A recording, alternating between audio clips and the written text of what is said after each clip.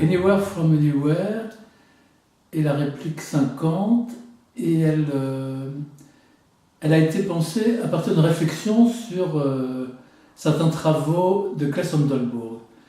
Mes répliques sont toujours liées à l'espace d'accueil, donc elles sont in situ, soit parce qu'elles sont vraiment déduites d'un lieu spécifique, soit parce qu'elles dépendent de telle ou telle particularité que l'on peut retrouver dans différents endroits. Et en fait, comme je théorise beaucoup et que je réfléchis aussi sur le travail des autres et que j'en déduis des concepts, en réfléchissant donc sur certaines œuvres de Lunenburg, je me suis aperçu qu'en choisissant par exemple des allumettes qu'il brûlait et qu'il donnait l'impression d'avoir jetées sur le bord de la route, malgré leur taille immense bien entendu, ou alors des volants Bennington qui avaient l'air aussi d'être envoyés n'importe où. Je me suis aperçu que c'était une autre façon d'être in situ, mais là en choisissant un référent qui permettait de justifier l'emplacement aléatoire. Et je me suis dit, qu'est-ce que je pourrais faire avec ce genre de relation, ce genre de concept par rapport aux répliques qui travaillent les mots, l'ambiguïté des traces et les lectures multiples.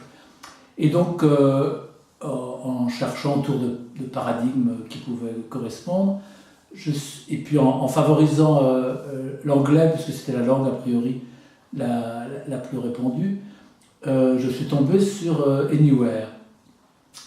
Et donc, ce mot pouvait donc être vu de n'importe où, on pouvait tourner autour et il pouvait être projeté notamment dans des endroits improbables et le plus possible des endroits auxquels on ne s'attend pas.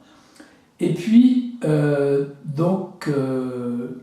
l'idée est venue de démultiplier ce fonctionnement afin que cette réplique soit également réalisée en forme de carte postale et qu'elle puisse être envoyée de n'importe où à n'importe qui dans n'importe quel endroit. Là, on pourrait penser aux premières œuvres de Onkawara où il tentait de justifier les dates painting qu'il exposait avec des objets qui correspondaient au même jour.